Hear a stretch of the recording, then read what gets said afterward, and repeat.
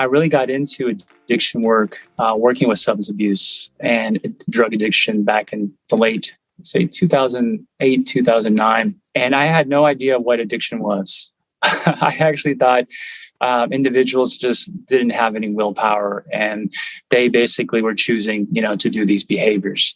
And boy, was I wrong. These clients taught me very well that was not the case. They were miserable. They did not want to do these behaviors, right? But they felt like they were out of control and they couldn't stop. So I tell you, doing that type of work really kind of got me into sex addiction work. I wanted to tell you about that first. Doing private practice work and being a substance use disorder therapist, I got a lot of calls on all different types of addictions. And one day I got a call about porn addiction or sex addiction.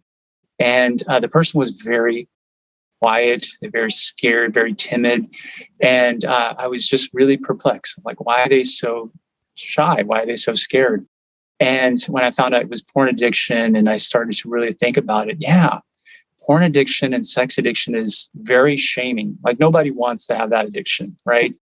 Some people think that maybe it is a fun addiction, right? You can have as much sex as you want. But for most people, they're miserable just the same, right? And it's wreaking havoc in their lives. So what I look for are a few things. How much are they obsessed by this? Are they thinking about this all the time? Is it something that's always on their mind, even if they're not doing it? Is this something that they have a loss of control over? They just can't stop doing this, even though it's hurting their significant other, it's affecting their work. They stopped maybe spending time with friends or having fun. They keep on doing it. And, is this causing, more advanced trouble? Have they lost their job? Is it causing legal actions? Is it causing a divorce? And so if I start to see some of those things, it starts to really help me to see that maybe this might be an addiction. Yeah. And, it's interesting as you were talking, I worked in a all male rehab facility for a year when I was a new clinician, and did group therapy and individual therapy. And what you're describing is like a compulsive quality, a lack of control over the addiction. And it starts to have an impact over your relationships and your functioning and how you do your job and whether or not you leave the house. And, so I think you do a really good job of kind of explaining what that looks like. Yeah. And, again, when I look at addiction, any type of addiction, it's really a person that does not want to be in reality, right? They want to numb out or they want to self-medicate because of the pain of their life. It could be that they're lonely, right? It could be that they have a lot of stress. And we'll talk about this with the nice guys. It could be that they just really don't know how to connect, with their loved ones. They're fearful of that, right? They're fearful of sharing how they feel and what they need. So rather than do that, it's much safer to quote unquote connect, with a pixel, right? Or with somebody that they have no emotional attachment to, right? So as a person that wants to avoid reality, at least for a while, right? Because they can't deal with that pain. And in many cases, it has to do with childhood wounds that we'll talk about, right? They haven't dealt with those wounds. They still feel like they're not good enough. They still feel like they're not strong enough or no one loves them. They feel like no one can meet their needs. So they have to do this in order to meet those needs. And it works for a hot minute. And then they start to realize that, this is causing them more pain and more problems. But by that time, if they are in addiction, it's very hard to get out of it. It's very hard to get out of it. And the number one thing that I see is that it's very, like I said, very shaming. It's very shameful. And that shame is I am bad instead of I'm doing something bad. And it really keeps them trapped. It really keeps them from reaching out and getting help. They really think that people will think the worst of them and will shun them and will leave them. So a lot of times that's why my clients generally come and see me once they're discovered by their significant other, or once they're at a place where they're at that quote unquote bottom. Okay. Well, if you have someone in that situation, let's just say you have someone whose spouse said you need to go get help. I've caught you and you need to go get help.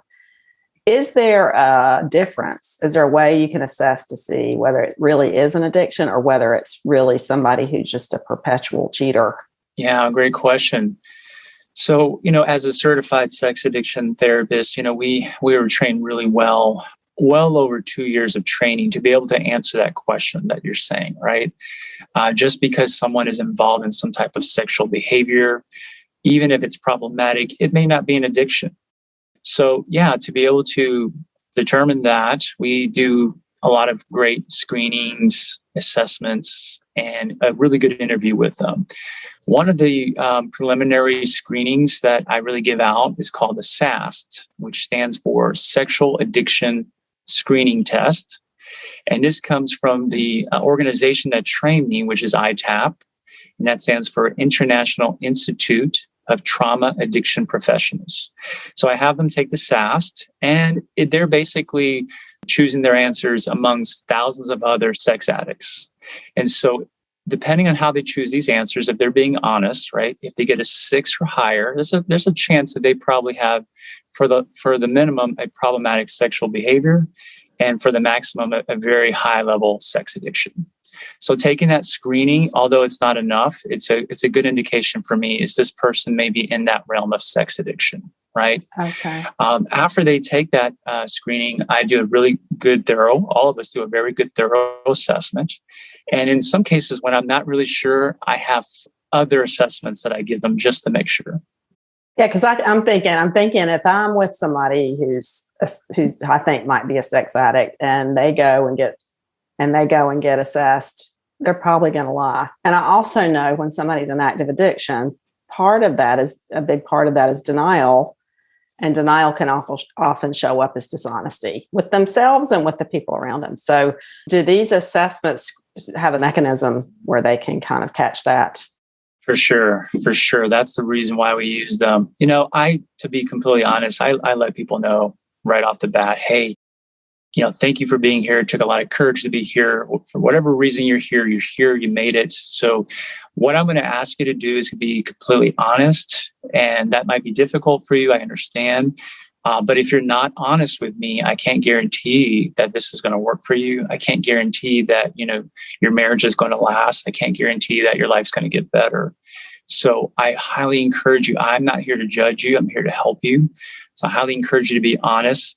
And yet they may not be fully honest. So if that's the case, several of the assessments that we give them have a measure, right? The way they ask the questions, it's on par to the MMPI, the personality inventory.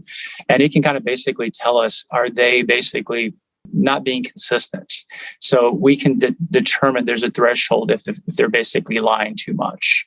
And we can determine if it's within a good measure. Okay. Yeah. Okay. That makes a lot of sense. And honestly, if they're coming to you and they're going to lie, honestly, that's their choice, really. I mean, when you think about it, I know with addiction, there's a cycle that people will go through with any addictive behavior, and sometimes relapse is part of that cycle. And maybe they need to go through that cycle a few times to realize, I need to get honest with myself and everybody around me. Mm-hmm. If I'm going to ever get better, I'm kind of tired of this chaotic cycle that I've been living. And it's exhausting to try to keep track of all the lies and it's exhausting to live that way. So, but you can only help somebody if they want help, really. Exactly.